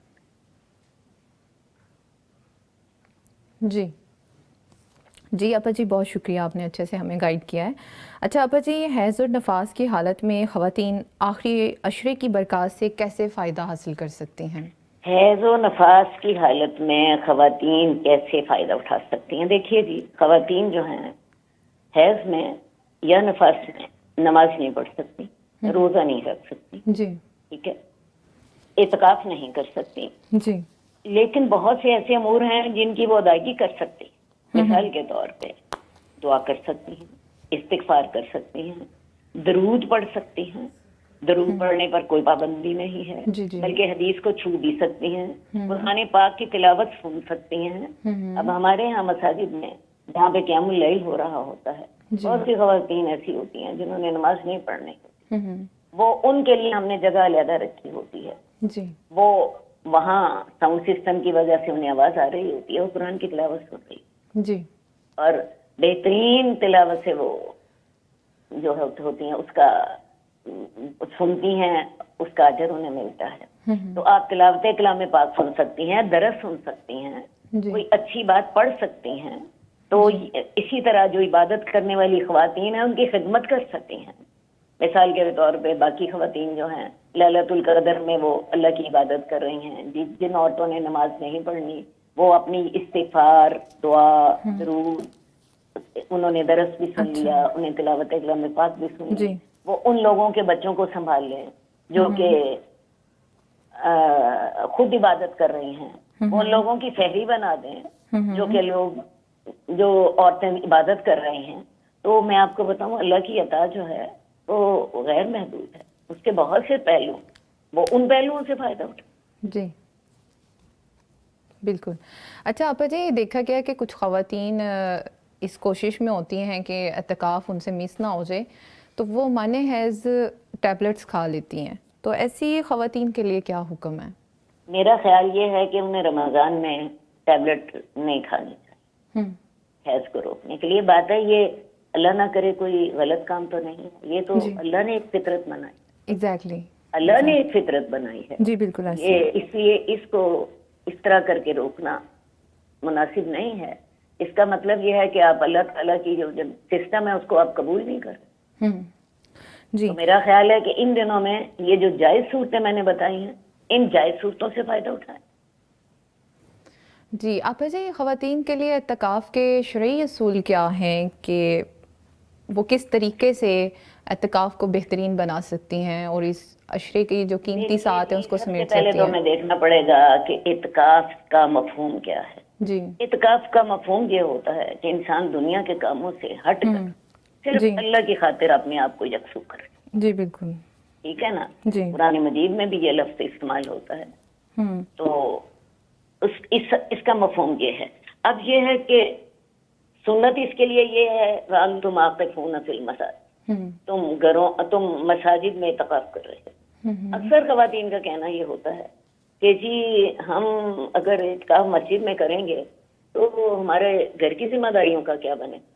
ارے بھائی اعتکاف کے مفہوم میں یہ بات شامل ہے کہ آپ نے دنیا کی ذمہ داریوں کو چھوڑ کے اللہ کی خاطر اپنے آپ کو یکسو کر لینا ہے. باقی ان کے لیے ممکن ہے. اس کا جواب یہ ہے کہ اعتکاف ایک نفل عبادت ہے, اعتکاف ایک فرض عبادت نہیں ہے کہ آپ نے وہ ضرور کرنی. تو جو کر سکتا ہے وہ ضرور کرے, جو نہیں کر سکتا وہ انتظار کرے کہ اللہ تعالیٰ اس کے لیے ایسے حالات بنا دے کہ وہ یہ نفل عبادت کر سکے. پہلی بات تو یہ ہے کہ اعتکاف جو ہے خواتین کا بھی مسجد میں ہی. رسول اللہ صلی اللہ علیہ وآلہ وسلم نے اعتکاف کا ارادہ کیا. آپ سے حضرت عائشہ نے اجازت لے لی کہ یا رسول اللہ میں بھی آپ کے ساتھ اپنا خیمہ لگاؤں. آپ نے اجازت لی تھی. اس کے بعد حضرت حفصہ نے بھی ارادہ ظاہر کیا.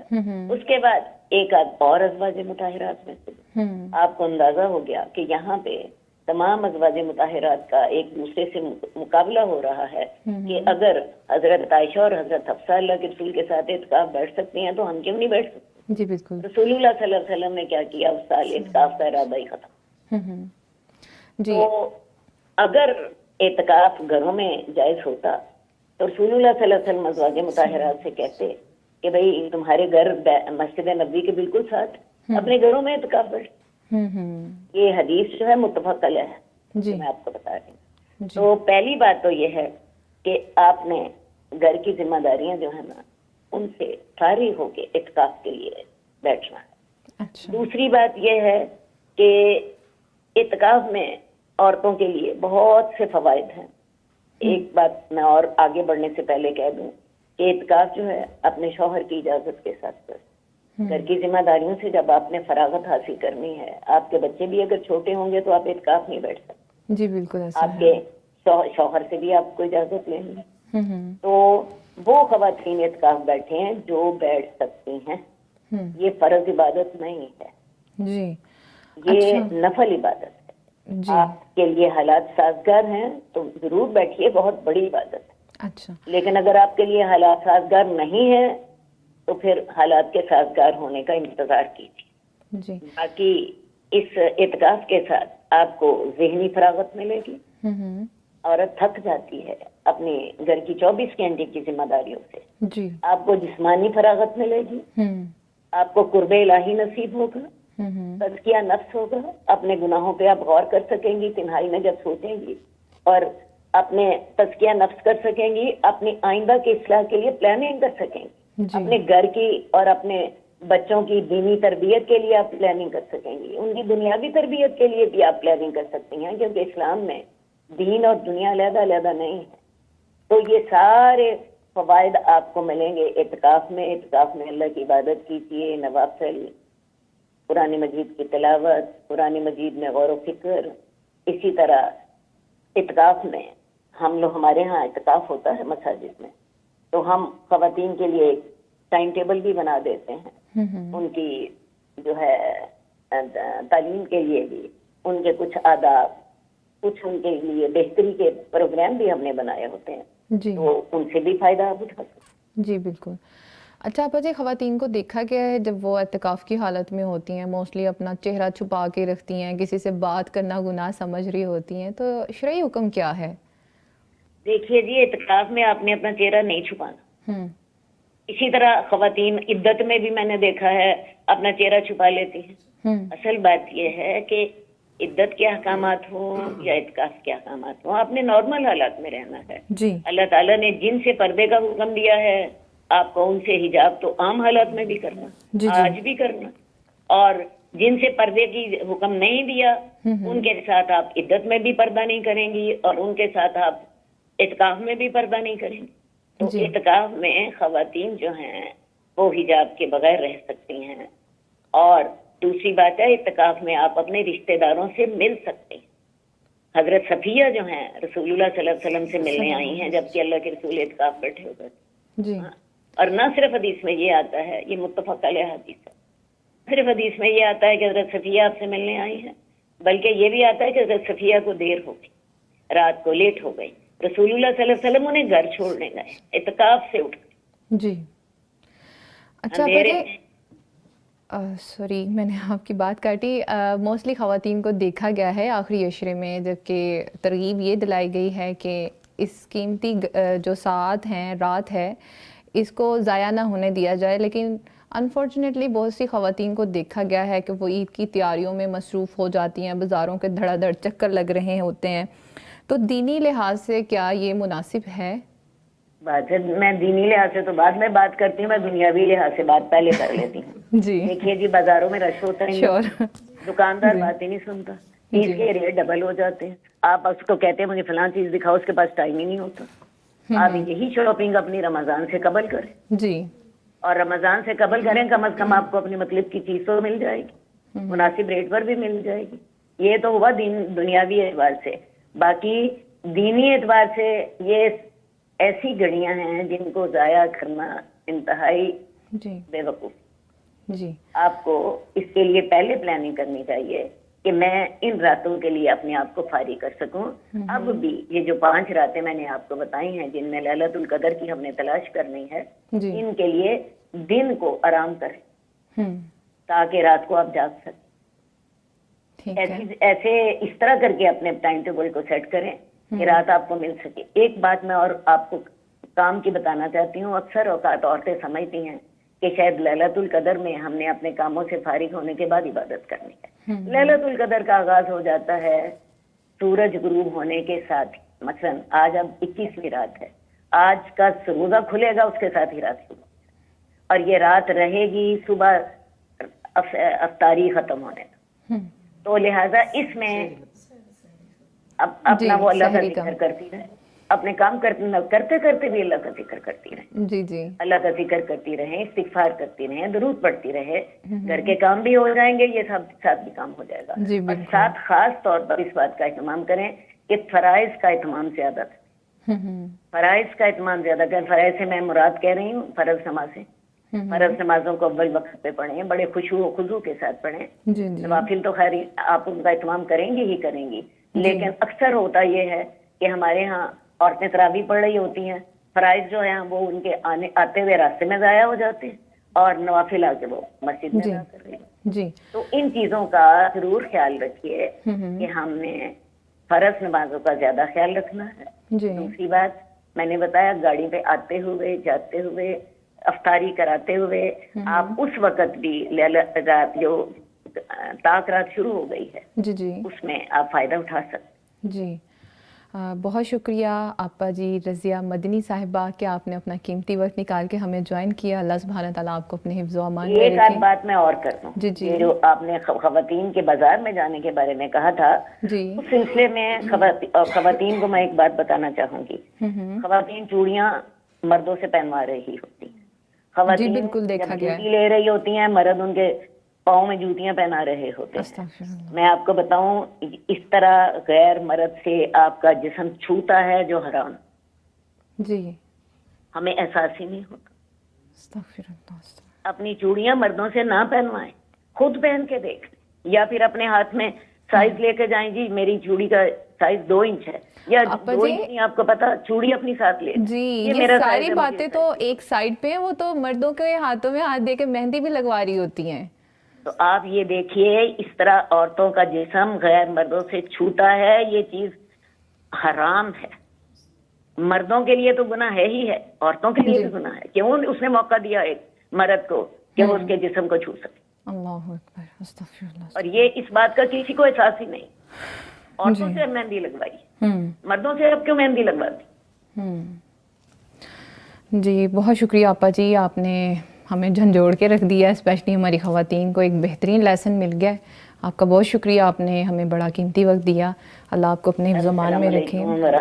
वालेकुम अस्सलाम रहमतुल्लाहि व बरकातहू। जी अनिला साहिबा, आपने आपा जी रज़िया मदनी साहिबा की बेहतरीन गुफ्तगू सुनी कि किस तरह से उन्होंने हमारी रहनुमाई की है। बताइएगा हमारी ख़वातीन को कि जब रमज़ान करीम का महीना गुज़र जाता है, फिर बाकी के 11 महीनों के अंदर हमें किस तरह से अपने आप को लेके चलना चाहिए, मेंटेन करना चाहिए, इस्लाम के साथ, अपने शायर के साथ जुड़े रहना चाहिए?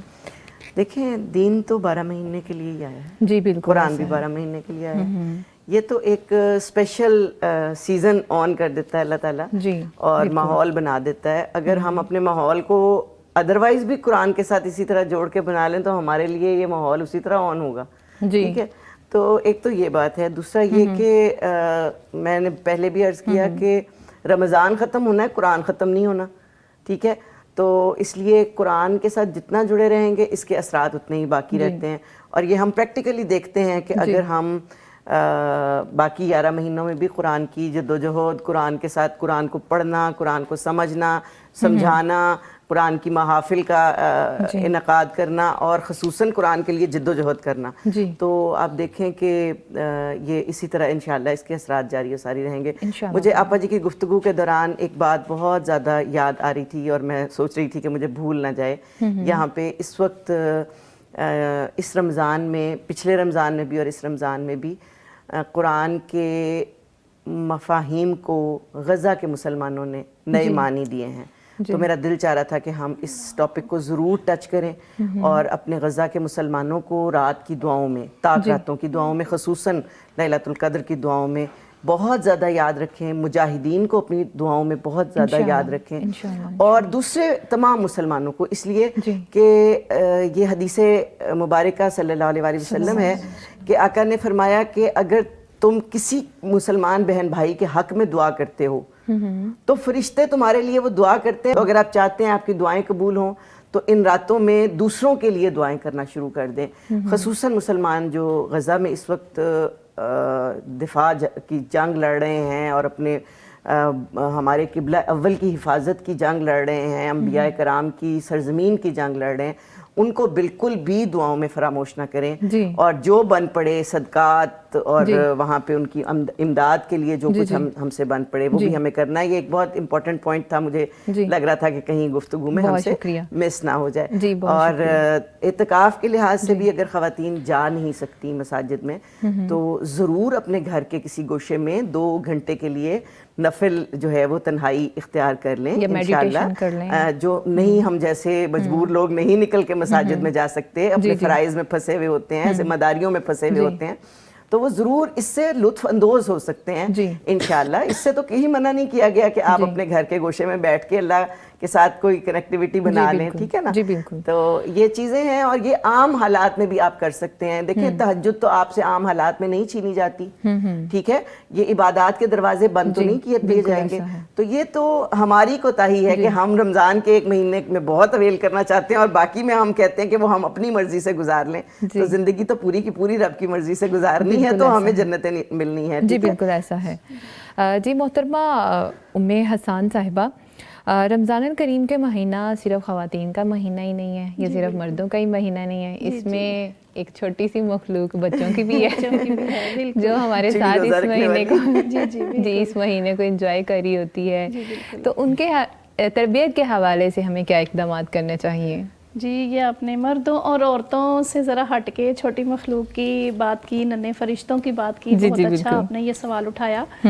तो बच्चों की तरबियत के हवाले से हम माओं पे बड़ी जिम्मेदारी आती है। जहाँ गैर रमज़ान में ये हमारे ऊपर जिम्मेदारी आए थे, वहीं रमज़ान में ये जिम्मेदारी जो है ना डबल हो जाती है कि हम जब सहरी टाइम उठते हैं बच्चों को साथ उठाएं। छोटे हैं, अगरचे उन पे रोज़े फ़र्ज़ नहीं है अभी, लेकिन फिर भी उनको जगाएं अपने साथ, उनको बोलें कि बेटा उठो और साथ उनको बताएं कि बेटा ये पढ़ लो, दुरूद शरीफ पढ़ लो या कोई जिक्र कर लो, सुबहान अल्लाह का वजीफ़ा कर लो, अल्हम्दुलिल्लाह, अल्लाह अकबर, छोटे छोटे वर्ड्स हैं, अल्लाह के प्यारे प्यारे नाम है, अस्माए हुस्ना है।